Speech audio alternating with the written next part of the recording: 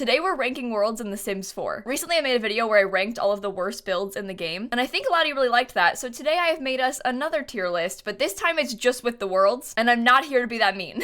This time we're gonna rank them for real, and it's not just out of the bad ones. And so here we have our ranks. I think I might have done this backwards. Shouldn't green be at the... Okay, never mind. Don't worry about it. Top, bottom. At the very bottom of the tier list, we have just delete. The worlds that simply should not exist, and I would be okay if they didn't. There are not many that go down here, but I think you all can imagine what does. It starts with a B. Above that, we have useless. These are worlds that are pretty bad, somewhat unnecessary, and just places I don't go to very often. In the middle, we have does the job, like serves a purpose. Not necessarily a bad world, but you know, does what we need it to do. We use it, we don't love it, but it works. Above that, we have cool, because there are a lot of very cool worlds in this game. And then at the very, very top tier, I'm moving. My dream worlds, the ones that I absolutely adore. We've got all the world icons here, so let's talk about this. I think we should go in order. It simply makes the most sense. So we'll start with Willow Creek. The base game world, it's nice, it's big, it has 6 neighborhoods. It has 6 neighborhoods and 21 lots, and I think because it's a base game one, it's one of the first 2 we ever had. It holds a very special place in all of our hearts. I don't think it's the best one. I think it does the job. It's not like one of the best worlds. It's a decent size. It's pretty useful. I play in it a lot. There's definitely cooler ones, but it's not like a bad world to live in. I think Oasis Springs is very similar. 6 neighborhoods, also 21 lots, so it's a decent size. I quite like the contrast between the 2 of them. It's fun that they're both very different styles. I also like that they have sort of 2 different build styles here, like this kind of mid-century neighborhood over here, and then this more like Mediterranean neighborhood. I like that. I like Oasis Springs better than Willow Creek, even though I play in it less. It's cool. A desert world is cool. We have another desert world, but she's different. So I'm sticking Oasis Springs also and does the job. Newcrest is a bit of a toughie, right? Because Newcrest is empty. And back in the day, we were all very excited when they added Newcrest. This one came out in a free update. It wasn't originally shipped with the game. So when we finally had more lots, it was super, super cool. And as a person who likes to build, it's really fun to have this like empty world and blank canvas to work with. But I also think that it's kind of annoying to have to fill it up sometimes. Like to have to place new lots in every single save is kind of annoying. There are 15 lots here, and I like the shapes of the neighborhoods. I've always loved this like street of houses. This is tough because I don't know. I don't want to call it useless because it serves a very important purpose. Do I stick it in does the job? We might rearrange these. We'll come back to this. We just gotta get like our initial rankings and then we'll figure it out. Now, Outdoor Retreat was our first ever pack for The Sims 4. And it came with a world, it came with Granite Falls. I think I'm a little bit biased towards Granite Falls because I was so excited when this pack came out. It was a very fun time, like having the first ever pack for The Sims. I liked the idea of a vacation world, like that was so exciting. And you know what? You have to admit, this area is really cool. Like this forest they made. And also in the winter time, it's so beautiful. Like I like Granite Falls. I think it's really nice. I think this might be unpopular, but I'm gonna put Granite Falls at cool. I think it's cool. I think if Granite Falls came out now, I would feel differently about it, but like I said, it's got that special place in my heart. It is important to me. This pack came out in January, and then in March, we got the first ever expansion pack for The Sims 4, Get to Work. And Get to Work came with Magnolia Promenade. Now, this world is, I'm gonna say it, it's useless. It's 4 lots. It's pretty. Like, I like the area. I like the idea of a little retail area. You know, this is a good spot to build like restaurants and things like that if you have those packs, but it's only 4 lots and I much prefer bigger worlds. Like I think I would be okay if I just didn't have this one. It's kind of weird too because with Get to Work there's 3 like secret lots: the hospital, the police station, and the lab, all for the 3 new careers they added. And I think it kind of implies that the police station and the hospital are in Willow Creek and that the lab is somewhere out in Oasis Springs. And then they added this weird part which kind of looks like a little shoot off of Willow Creek. And they hadn't made many worlds yet for The Sims 4. This was a very early pack, so they hadn't like gotten their groove yet. But as far as worlds go, this is not one of the best ones. And so for that reason, Magnolia Promenade gets useless.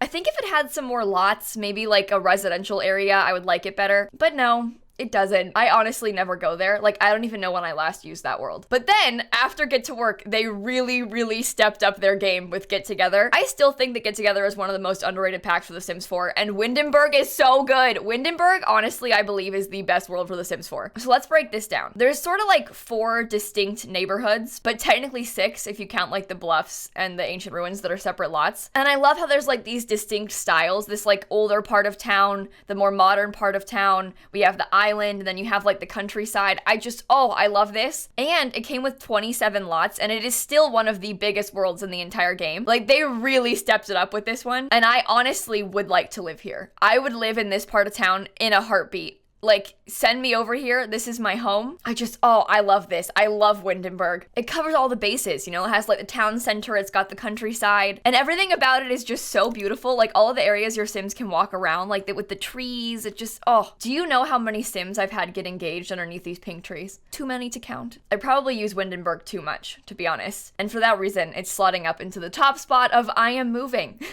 I would gladly live there. After Get Together came City Living, and City Living was a big moment because we finally had apartments in The Sims 4. I'm not a huge fan of most of the apartments. I do like all of the separate neighborhoods so much. I think they really kind of like found their groove with City Living. And they also for the first time had these like district separators. They've now added districts like that and like neighborhood descriptions to all of the worlds, but this was the first time they ever did that. And I love how distinct each of these neighborhoods are. I think it's really cool. I sort of wish they had more small apartments. That is my one gripe with City Living, is I just wish there was more small spaces, because like there's a couple nice small ones, but most of them are so massive, and I don't want massive apartments, you know? Like it's fun to have a few, but for the most part I prefer to have teeny tiny ones.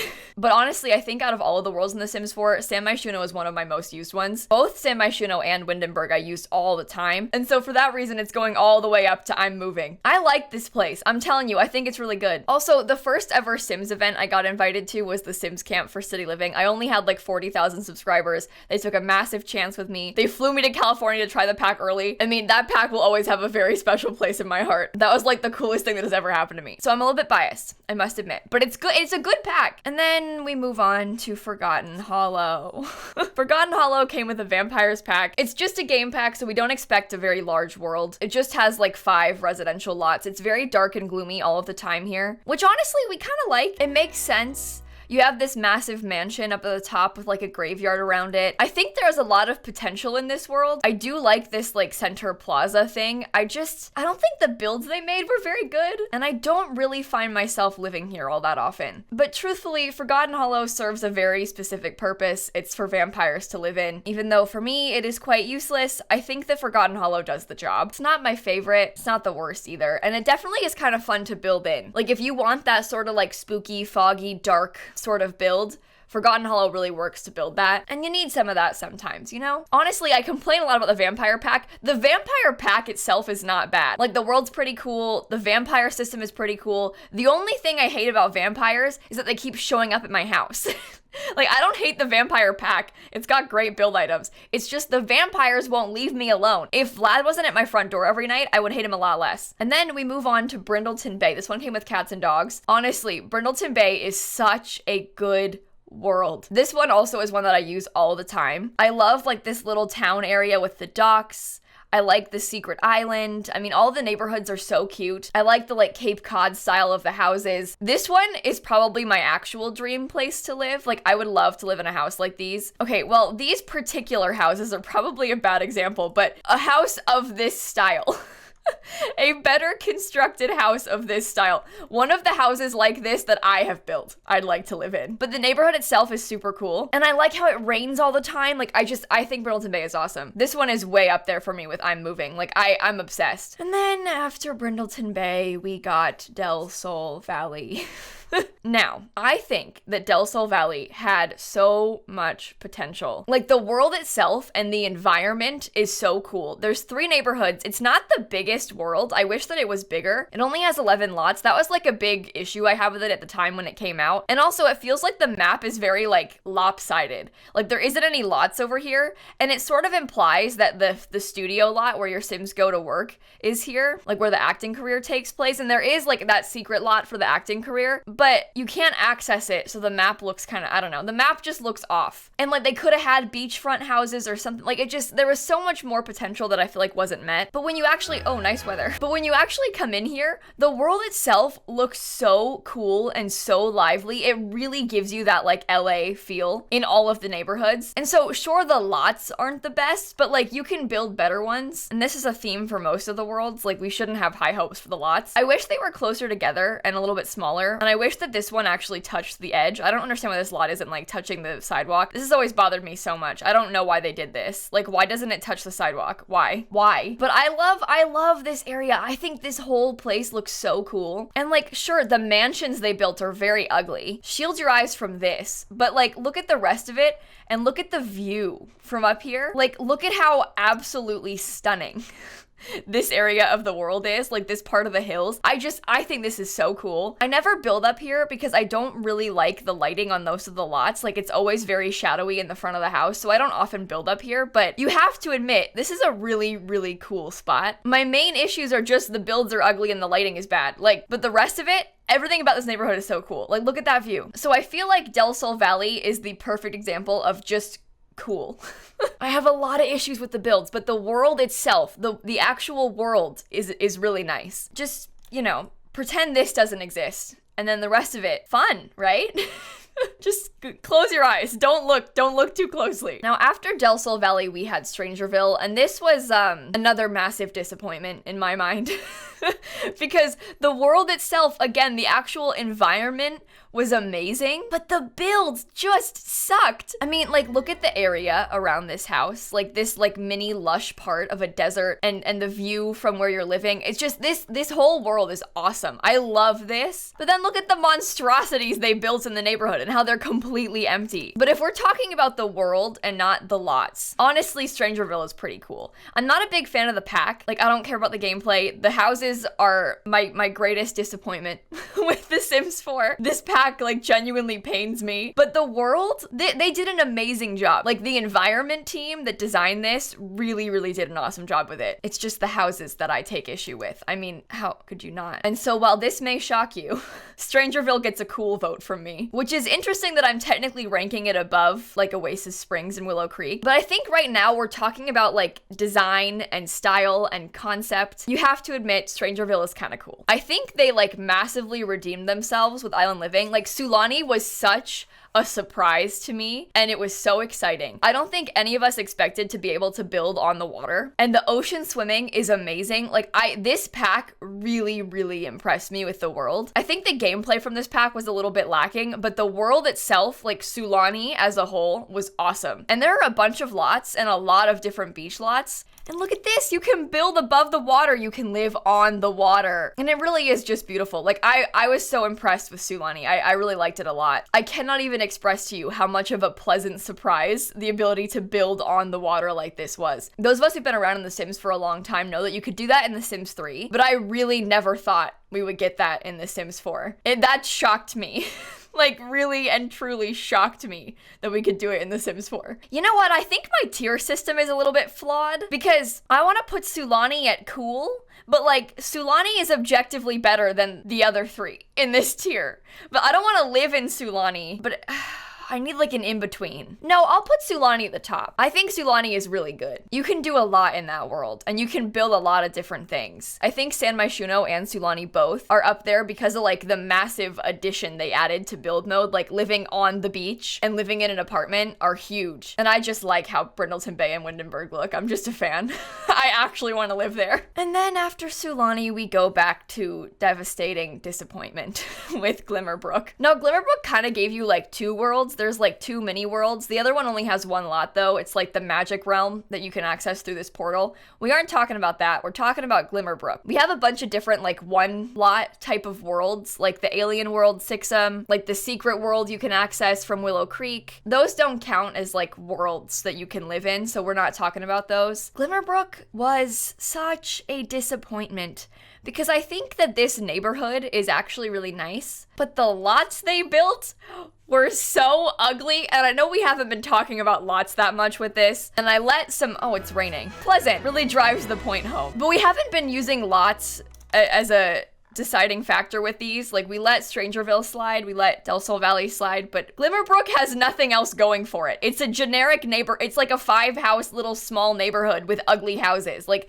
it isn't even that cool of a neighborhood. At least with Del Sol Valley, like, they had these amazing views. You just get some rocks and trees, and like, yeah, it's pretty. I like the little fences. Like, I think Glimmerbrook is really nice. I think I would probably like to live in a neighborhood like this. I can see my Sims living here in like a small, like, rich person neighborhood. I think you could very easily change this into like a small rich person neighborhood, but I prefer to live in neighborhoods that are bigger. Like, most of the worlds that I try to live in, I like them because they're big and they have like a residential section and like some shops and restaurants, and you don't have that. There's a bar, but it's ugly. Like, this neighborhood is just small and sad and like not very useful to me. I never use it. I never build here. I never have Sims live here. I never play with magic. Like, I just don't do it. And so to me, much like Magnolia Promenade, Glimmerbrook is a little bit useless. It's just these like tiny worlds. Like, I don't really care for them at all. Oh, I realize now that we forgot about Selva Dorada, I skipped over the release of Jungle Adventure. Well, Jungle Adventure came out, and Jungle Adventure was another vacation world. This time, very different from our camping that we had before. Still just a vacation world. You can't actually live here, but it is really pretty. I love to build in Selva Dorada because of that. I also love the furniture that came with this pack, so I'm a little bit biased, but this whole concept of like staying out in the jungle, I mean, look at the views. Look at like this cliff you're kind of on. I mean, this whole spot is just so cool. And they have this more like central part of town as well. I don't know. They did a good job with this pack. I liked it. I don't play with it very often. Like, I don't find myself exploring the tombs every day, but I think the world itself is pretty nice. You know what? How am I gonna rank Selva Dorada at Does the Job and rank Granite Falls above it? Oh dear. No, I'm putting it at cool. It's a cool world. This ranking system is all messed up. This doesn't make any sense. No, Selva Dorada is way more cool than these ones. Like, no, it's cool. It's cool. You know what? I'm really curious how you would rank these things. I'll link the tier list down below. You can tweet me your rankings because obviously what I think is gonna be very different from what you think. So show me how you would rank these worlds. Like, what do you think is best? What do you care the most about? This is all my personal opinion. After that, we had Breitchester. And Breitchester was another one where like we were very excited and very much long-awaited university. So it was very exciting when it finally came out. And I like how they did this. I loved how there was 2 different schools. I like how there was a small town in the middle. I like the rivalry. Like, I think this is a very good way to build this world. I think it makes a lot of sense. Just the builds aren't the best in the world. But if you actually come and live here or stay here or use the pack, I love the small campus vibes, like the big grassy area. This just makes so much sense. It seems so realistic. I like how there's like an older school and a more modern school. Like, it was a well-designed pack. It's a very good concept, and I think they pulled it off pretty well. I do wish more of the buildings were actually functional. Like there aren't really a ton of lots here, and you can't really change a lot of them. And I kind of wish that there was more community lots in town. Like, I wish they had added a couple more bars or something. Like, I wish that there was a bigger area of community lots up here, but I still think Breitchester is pretty cool. And then next we had Eco Lifestyle. That came with Evergreen Harbor. And you know what? These two's icons look very similar. I always thought that. Evergreen Harbor was a really interesting world. I find myself living here a lot still. I like the idea of the 3 very separate neighborhoods. I love that it came with apartments. I was very excited to finally have some more apartments. I also love how like classically suburban it is. Like, this just monotonous same house over and over again. Like, this makes a lot of sense to me. It feels very realistic. And I do like how you can change the neighborhoods. You can like grow and change and upgrade them. But I also find that neighborhood action plan stuff to be kind of annoying. And it's kind of annoying to have to like change them. It definitely serves a purpose. Like, you might really want to live in like a smoky, gross factory town. Like, you might love Port Promise. Like, this is a really good storytelling place, but also it doesn't stay gross. Like, if you play there for like a week, it fixes itself. And that's kind of annoying. It's very hard to maintain that like industrial section without it turning green on its own. And to be honest with you, I think for that reason, I'm gonna rate Evergreen Harbor at Does the Job. It's not like the best, it's not the worst. It could be better, and I don't think that it's like as fascinatingly cool as the other worlds. Like, it's not as beautiful and incredible and amazing as even like Strangerville is, you know? And then we moved to Mount Komorebi, which I am very biased towards because I built 3 of the lots in this world. I built this house, I built this house, and I built this house. So I'm a very big fan of the lots that came in this pack. I know we weren't talking about lots, we were just talking about the environment, but I think that this pack by far has one of the best worlds to date, and you have to acknowledge the fact that all of the lots are very beautiful and very usable. Like, you don't have to replace these with gallery lots because there's like already good ones there. The bar is awesome, the park is awesome, there's already great places to stay. A lot of times with the lots they build, they're like kind of empty and sad and a little bit ugly, but I think that this pack has really nice lots. Not just mine, but like the other ones too. Why does it have to be raining? I'm trying to say good things about Snowy Escape. Well, anyway, you know what it looks like. I think that the neighborhoods are so pretty. Like this area with the bridge and the walkways, and there's like this little lake you can swim in the water and like hang out on the beach. There's all kinds of like hiking areas you can go around. Plus the whole mountaintop that's completely snowy and beautiful and incredible. I was saying I wanted a mountain world for so long. People would ask me like, what's the next world you want for The Sims 4? What's your dream world for The Sims 4? And I'd be like, I want a mountain town. I want a mountain town so bad. And then they added this one. I was so impressed with Snowy Escape, and this whole world I just think is so cool. I'm not sure if the gameplay is like the most groundbreaking thing, but I think they did a really, really good job with the world. Do I put it at cool or I'm moving? No, I don't want to live on a mountain, but I don't want to live on the beach either. Oh no. We're gonna have to come back and think about these some more. Cause like, see, I think I've just done a bad job with the names of all of these tiers. Okay, well, there is one last world. It's Batuu, the Star Wars world. It doesn't even have any lots. Technically, there's one lot in each of these places, and then you can like cheat to edit it, but there aren't any lots. You can't build here. The build items aren't even that good. The world itself is kind of cool, but like not that cool. It's cool if you're a Star Wars fan. I would be better off, I think, if this pack didn't exist. And so for that reason, it got its own category, the delete category. Now that I'm here, and now that I think about it though, I probably should have put that in useless and made a category between cool and I'm moving. That would have made more sense. But here we are, and here's my tier list. I reacted to it with a poop emoji. Can I react to my... I can react to my own thing? Oh, no, I can only pick one. Okay, well, I picked the poop one. Like I said, I will link this tier list down below if you want to play with it. And I have to emphasize again, this is just my opinion and like the way that I use these worlds and how I feel about these worlds. You might feel very differently. Although I imagine that like the bottom tiers are probably very similar. You might rank the top ones differently. I mean, you might like love Del Sol Valley, and I'm, you know, it's all about personal preference. Although I do think there is one thing we can agree on, and it's that Batuu is poo. That was dumb. I'm sorry. I'm sorry. I'll link the last tier video I made down below about the worst houses in The Sims 4. And on that note, I will see all of you tomorrow. Bye, everybody. I like these tier lists. I kind of want to do a townie tier list. I mean, like pack tier list. There's a million things we could do. Let me know in the comments what I should rank next.